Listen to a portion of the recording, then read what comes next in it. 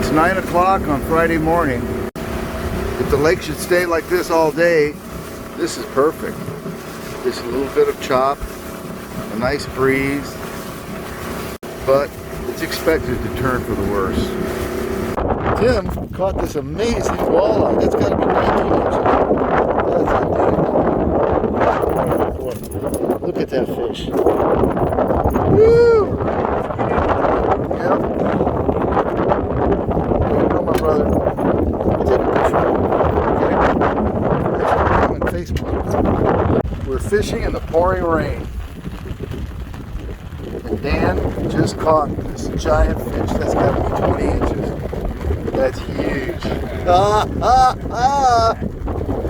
Yeah. Rain or shine, we get the fish.